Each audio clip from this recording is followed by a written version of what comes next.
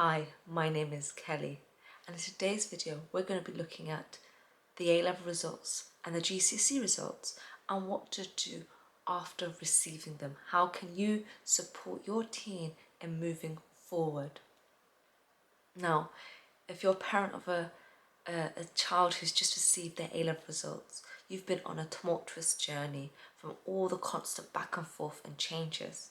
However, for many students, they can now rest assured as their teacher's grading is going to be used for their actual grade so that they can move forward. If you're the parent of a GCSE child, then you're probably still a little bit scared, waiting for the results to be released very imminently.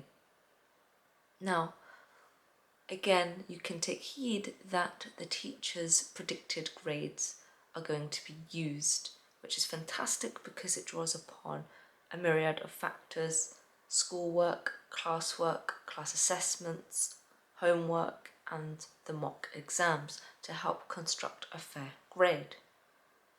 And although this may cause great relief for many students, there are those who still feel dismayed, disappointed, and disheartened. And this may be because, well, actually, both the A-level and GCSE course are 2 years. They may have not performed consistently and constantly their best throughout those 2 years.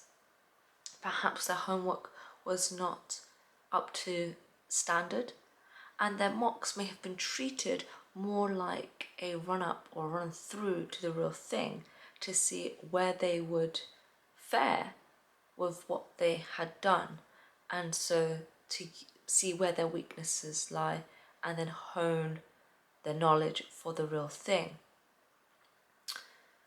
Furthermore, your child may feel disempowered because, let's face it, if you get to sit the exam, you feel like it's in your control, whereas they've not had that opportunity, so they may feel that it's unfair and unjust. Now, wherever your teenager is feeling, allow them to feel that way. Be empathetic and be understanding. They may feel like their life is ruined, their life is over, it's unfair, and they may feel angry. However, do not indulge these emotions, and by that I mean don't feed into them by saying that they should, or however else you may feed into it. Sorry to say, but some news stories this with, sensationalized headlines such as teen complains her life is ruined. No, that's just a feeling, and I'm not undermining that or saying that they shouldn't feel that way. Of course, they're entitled to feel that way. I don't blame them, but it doesn't empower them to move forward. So with your teen, break down what's actually gone on. What is so is that they're on a 2-year course, they were hoping to achieve this grade, this is the grade they got. This is what's so with around the world with the pandemic. By doing that, it helps them to see, well, actually, that's all that's happened. Everything else is just meaning that we ourselves have placed to it. A bad grade does not mean no progression in life. By a bad grade, I mean even that is a story, bad grade. This is just the grade you've received. This grade does not allow you to move forward, because what is a bad grade? What is a good grade? It's all relevant, right? So again, try not to use that language and say, this is the grade you received, this is what you're hoping to receive, or this is what you need to have received to go on to do this. And that way then again, it helps to just look clearly at what the situation is. And again, I think reassure them that everyone is so understanding. What I've been most impressed about is the banding together of the different communities within our society. We had students, teachers, head teachers, mayors of cities all come together to voice their opinion about the exam results. And so what that suggests is that employers, universities, colleges, everyone is aware and everyone wants what's best for the young people, the teenagers, your child, and for themselves as well. So they don't want young people, your child not to progress, because it doesn't serve them either. And so it's about that communication, and that's really key and really important. Even top universities such as Oxford, a college at Oxford, Worcester College, has actually stated that they will take and accept A-level students based on their offers, not their results. So for example, if a student hasn't received their actual grades, then they were going to accept them anyway. Now, because of the predicted grades from the teacher, that means that it's the grades that they thought they would have achieved had they set the exam. So the reality is they are aware that, well, actually they didn't set the exam, and so nothing's changed then really when they made the offer. So if this prestigious university, which is known to be rigorous and strict in its admittance of students, can be that compassionate and empathetic, then, it should really mean that there's no reason why no one else can. So once you've established that with your teenager, just ask them, well, had they set the exam and they didn't get the grade that they wanted, what would they have then done? Would they have resat the exam? Would they have gone on to further study somewhere else, doing something else? Would they have gone on to work? Ask them what they would have done. That way then they can regain some power and control over, actually, this is what I can do. And then what you need to do is encourage your teenager to take responsibility. Now, responsibility is a very loaded word, because responsibility for many means blame, and that's not what it is. Being responsible means responding, taking control over how one responds. So how do they want to respond? Take responsibility. Don't just be a victim. Don't just blame everything else, because that doesn't serve your child. So get them to be responsible, take ownership over what's going on, and therefore they will be more empowered to do something about it, to move forward in whatever way they choose. And then look at some examples. I mean, there's plenty of anecdotes of people who perhaps don't do so well in their A-levels and have achieved far greater than they could ever imagine. Claire Balding, she's a renowned journalist, fantastically well in society, and she done fantastically well in society, and at A-levels she got an A in English, she failed her Latin and her history.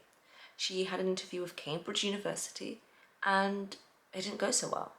She therefore took 2 years out to study and to focus on her passion of racehorsing, and she reset the exams and did very well, had some training and coaching around interview technique, reapplied to Cambridge and was accepted. And again, Cambridge is seen as one of the prestigious universities in the UK. And again, she had a second shot there. So it doesn't mean that your, Oxford and Cambridge dreams, your Russell Group University dreams are dashed just because of a grade. If they really want it, if your teen really wants it, there are other ways and other avenues in which they can achieve that. Even if they did their degree elsewhere, they could go and do their master's, their PhD there. So there's lots of different routes to what they want. Tiny Temper. Tiny Temper is a phenomenal rapper, and at A-level he achieved 2 B's and a D. He was completely, beside himself, because it's not what he wanted. It wasn't what he was expecting. Now, they're by no means terrible grades, and for some students that would be a great result, but for him personally, it wasn't what he wanted, it wasn't what he was expecting. In fact, he actually wanted to be an accountant. So for what he wanted to achieve, those weren't the grades he needed. And he then decided to go into sales of double glazing, and he did very well at that. And that was then used to actually fund his true passion, which was music. Now, had he perhaps done phenomenally well in his A-levels, achieved the grades he wanted, he may have gone on to become an accountant. Who knows? So it perhaps was a blessing that he didn't get what he expected. And then some people think that if you fail this A-level, or don't, when I say fail, I mean as a personal. It's not necessarily what everyone else sees. But if you didn't get the grades that you wanted, that a career in medicine is completely gone. But that's not true either. His name, sorry, I'm terrible with names.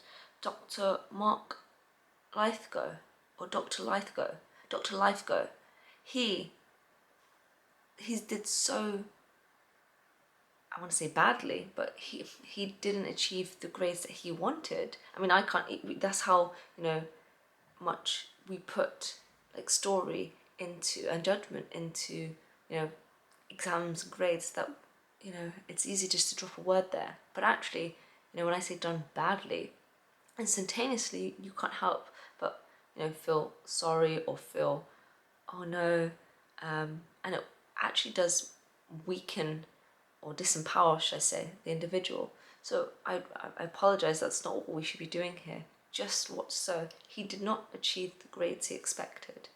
And as a result of that, his parents actually cried because they wanted him to have done better. And I think he got 2 Fs and an E. Now, he's often quoted as saying that failure was his best friend, that it was constantly beside him. But he never doubted his abilities. And as a result of that, he actually went on to get his PhD at 37, and as one of the world-renowned neurophysiologists. Now, a neurophysiologist uses computers to analyse the brain and other electronic devices. It didn't hold him back. That his A-level results, that one setback, did not hold him back to have a fantastically illustrious career in medicine. So he's well sought after and well known. And so again, it's just what we tell ourselves. If your child really wants something, they can achieve it. There are so many ways to do that. And that brings me on to the final point. What does your child want to do? They could take a higher apprenticeship, traineeships, a gap year, volunteer, a sponsored degree, a foundation level degree. There's so many other options. So do look into it, because it isn't just now the same, traditional routes. There's so many different ways. And even internships are a fantastic way to gain experience in a chosen field. And you can get that for banking, accounting, for all sorts. Even for med school, you can do a foundation degree to build up so that you're at the standard that they need you to work with you. And that's the point. It's just that they can work with you. And there's lots of training programs, school leaver programs with work. So it's about just looking into it and getting your child to really think, or encouraging your child to really think, well, what is it that you're really wanting to do? And it's a difficult choice when you're 16 or 18, and that's fine. It doesn't mean you have to stick to that for the rest of your life. We know that we have greater mobility with people going to, open university, for example, universities later on in age. We have people who change career paths. We have young people going into entrepreneurship. So if there's something that they know, a skill set that they have, see how they can use that in a creative way to make money. Who knows, maybe that's their true calling. So regardless of your GCSE or A-level results, feel proud that you have come this far, and really encourage your child to consider what they really want, and try to remove all the judgmental story language about what has actually happened. Because when we break it down, they are exams that have been created by society. And I think, if anything, the pandemic has been a great eye-opener as to how meaningless in some ways these exams are, And by that, I'm not undermining anyone's achievement or academia or anything to do with that. But I mean the fact that they are volatile, that they are not perfect, that we as societies create meaning around them, and that can change, the exams can change, and that in actuality there are things so much great, things greater than the results.